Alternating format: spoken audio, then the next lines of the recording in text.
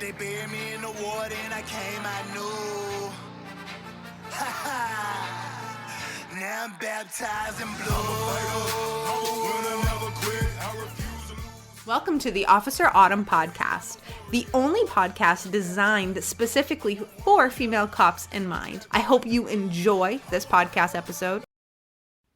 So I found this soap company that's Leo owned, and they make women soap and men soap.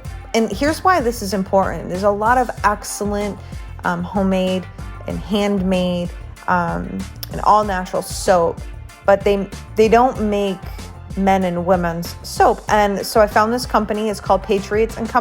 Highly suggest you look it up and check them out. I have a whole box of their soap that they sent me, and my favorite one is called American Woman.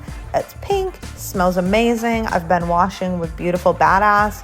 That's really nice too. They have a Whiskey Girl one that I really like. Anyways, go check it out. They also have scents for men. But I wanted to just give them a quick shout out on here because I wanted to tell you about that because, look, we're ladies. We need to know the companies that are doing things for us.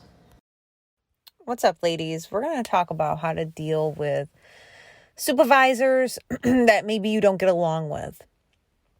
So I think it's important that we understand why the fuck I'm talking about this is because my DMs get filled with this, but also because I've faced it. I'm going to tell you some stories and I'm just going to give you some advice. And again, this is just my opinion, my advice. I really don't think that there's a right and a wrong way. I also want you to know that I think it's different dealing with every different kind of person, every different supervisor. You know, I got to tell you, the other day I was scrolling on the interwebs and I saw this old, he's now promoted to a sergeant, but he was a corporal he had just got promoted to a corporal when I was working for this agency, and this supervisor is anything but a leader, very unqualified. And I think that I speak for a lot of us. I think that law enforcement as a culture was really needing reform, but not in the ways like the media is talking about. I'm talking about a cultural shift. I'm positive you can understand that. We have people who are in leadership positions who get there because of who they know, not what they know, and not what kind of leader they are. I mean, it's like that everywhere. But obviously I'm talking to cops, and so we get that and we deal with it, and it sucks because, you know, the kind of job that we're doing, really, we need to be surrounded by actual leaders, people who actually know what the fuck they're doing. And it's really sad and too bad when we aren't surrounded by those kinds of people, right? Anyway, so let me just share this with you. So, and I've worked for a lot of different kinds of supervisors, male and female. Some good, some not.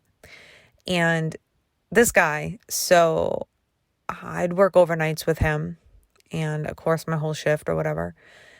And he sends me a message on like on our computers, meet up certain place.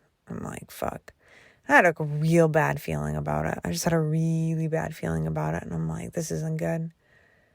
And we meet up and he says to me, you got a problem with me? I'm like, I literally have been at this police department for 3 months. I'm like, what? Yeah, you got a problem with me? I'm like, why would I have a problem with you? Well, you have an attitude towards me. I'm like, I have an attitude towards you? Why do I have an attitude? Like, what makes you say that I have an attitude towards you? Well, let me give you the backstory, because he couldn't come up with an answer. The backstory is he invited me to go and train BJJ in his fucking garage or basement or whatever, and I felt uncomfortable. I just felt uncomfortable. Like, it was nothing. I just didn't want to go. I didn't want to do it. This is me pre-injury. I'm like, yeah, no, I'm good. Like, I go, you know, if I'm going to train, I'm going to go to a gym. Like, thanks for the invite. Like, I just got to this agency. I didn't know who the fuck this guy was. And he's talking to me like that. And I'm like, I'm sorry that you think that I have an attitude, but I definitely don't have an attitude with you. I'm on the overnights. I hate my life because it's midnight. It's like, I don't know what else to tell you. And he just was like a fucking asshole. And I'm telling you this story because I don't really think that this story is any different than the majority of your stories. Anybody listening, I'm sure that we can all, understand that. But, a lot of women will ask me, well, like, why do I need to apologize? Well, I didn't need to apologize. And, I was a little bit passive aggressive with, my tone. But here's what you have to understand. You got to be thinking a few steps ahead. And, you really need to understand that, like, these people, even though we as type A officers, like, we don't want to fucking deal with these assholes or these inept leaders and incapable fucking people, but we have to. And you have to ask yourself, like, what's it worth to you?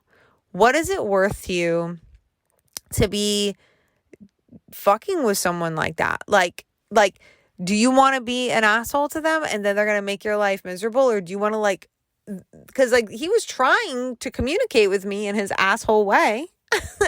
He was, like, I'm going to give him some credit. Like, he was definitely trying to communicate with me, but it just was not good. Like, it's not that, like, he didn't do it the right way, but he didn't do it the right way, right? Like, he could have approached it, like, in my mind, a real leader would have approached it completely different. Hey, Autumn, I noticed that you're off.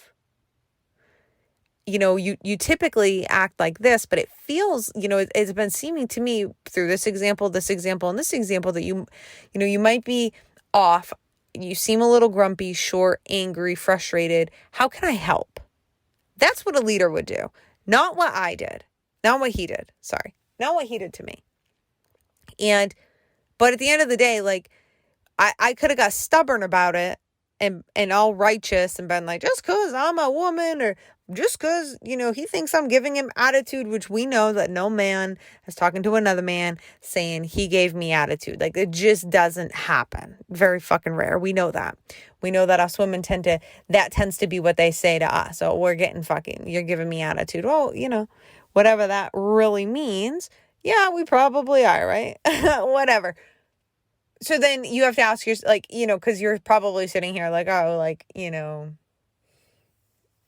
why would, I'm not going to apologize for that. I mean, to each his own. And this is why I'm saying it's all opinion based. I was very new to this department. I was not new to the road. Excuse me for yawning. It's late where I am. It is late where I am, but I wanted to get this out. I want to get this off my brain.